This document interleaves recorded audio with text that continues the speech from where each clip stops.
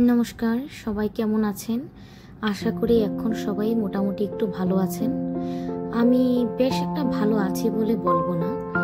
কালকে রাস্তায় বেরিয়ে যাওয়ার সময় বন্যায় এই যে পাগলা দেবতার মন্দিরটা আছে ওইটার সামনে দেখলাম যে বন্যায় যে অবস্থা, তাতে মানুষদের জন্য এইভাবে ডিজাস্টার ম্যানেজমেন্ট কমিটি ওরা জল খাবার পাঠাচ্ছেন।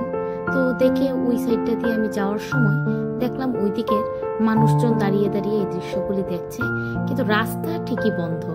রাস্তা দিয়ে ওদিক দিয়েও আমরা যেতে পারছি না।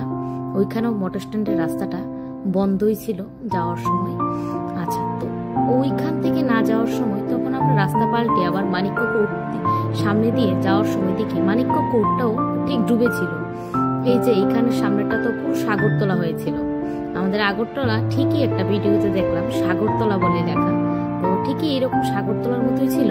এই যে দেখুন অবস্থা, ডিমসাগর পার্কের ঠিক সামনের জায়গাটা অবস্থা। তো এইখান দিয়েও যেতে পারছিলাম না, কিন্তু খুব কষ্ট করে যেভাবেই হোক না কেন আমরা চেষ্টা করছিলাম যে সাইডগুলো দিয়ে হেঁটে হেঁটে বেরিয়ে যাওয়া যায় কিনা কিছুটা রাস্তা। তো এই দেখুন আমাদের পা একদম ডিঙিয়ে যাচ্ছে জল, এইরকম অবস্থা। তো এই জলের উপর দিয়ে হেঁটে হেঁটে যাচ্ছিলাম। তারপর আস্তে আস্তে গিয়ে পৌঁছে গেলাম আমাদের সেই আগরতলা রেলওয়ে স্টেশনে। রেলওয়ে স্টেশনে গিয়ে রেলওয়ে স্টেশনের যে মোমেন্টটা ছিল সেটা দেখে ওইখানের যে পরিবেশটা ছিল সেটা মনোমুগ্ধ করছিল, কারণ আমাদের ওই জাতীয় পতাকাটা সেখানে দেখুন কি সুন্দর করে বাতাসে নড়ছে। তো এইটা আমার খুব ভালো লাগছিল ওইখানে গিয়ে। ভালো লাগলেও মনটা খুবটা খারাপ ছিল, কারণ সবাই বলছিল যে পরিস্থিতি আমাদের এখানে ধস পড়ছে একটু পরপর, আমরা যেন এই টিকিটটা আমাদের ক্যান্সেল করে একদম পরবর্তী সময়ে রিশিডিউল করিয়ে নিই।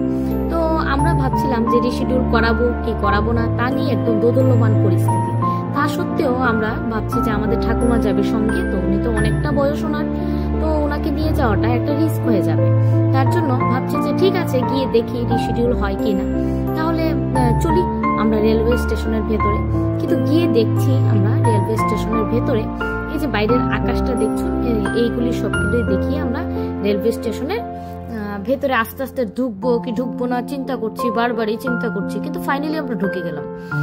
ঢুকে যখন ওদেরকে জিজ্ঞেস করলাম, ওনারা বলছিল যে আমাদের কার্ড হয়ে গেছে অলরেডি, আমাদের এখন আর রিশিডিউলও হবে না, আমাদের ক্যান্সেলও হবে না।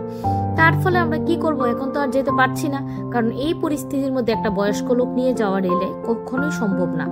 তো তখন কি করলাম, আমরা বললাম যে থাক, যদি না হয় ক্যান্সেল নাই, টাকাটাও ফেরত পাবো না, কিন্তু থাক। এর মধ্যে দেখলাম যে একটা অলরেডি ট্রেন বাতিল হয়ে গেছে আগরতলা থেকে সাবরুমে, তো বাকি দুটো ট্রেন চলছিল, কিন্তু তা সত্ত্বেও আমরা রিস্ক নিয়ে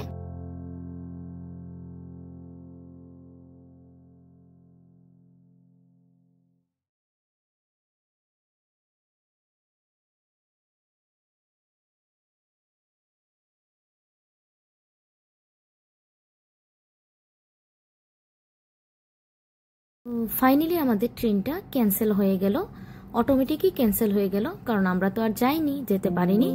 তো তার জন্য মনটা খুব খারাপ, আজকে সারাদিনই মনটা খুব খারাপ কালকে থেকে। কিন্তু হলেও ভাবলাম যে পরবর্তী সময়ে ঠিকই যাওয়া যাবে, কিন্তু জীবন ঝুঁকি নিয়ে যাওয়াটা একটা অসুবিধাকারক একটা ব্যাপার, তার জন্য আমরা আর যাইনি। তো পরবর্তী সময়ে আমরা যেন আবার যেতে পারি সেটাই আমাদের একটা ইচ্ছে, দেখি কি হয়। তো এই বলে আমি এখানে আমার ভিডিওটা শেষ করার চেষ্টা করছি আপনাদের সামনে, এবং আমি বর্তমান পরিস্থিতিটা আপনাদের সামনে তুলে ধরার চেষ্টা করেছি, যতটুকু সম্ভব ততটুকুই তুলে ধরেছি। এখানেই আমি শেষ করছি। বাই।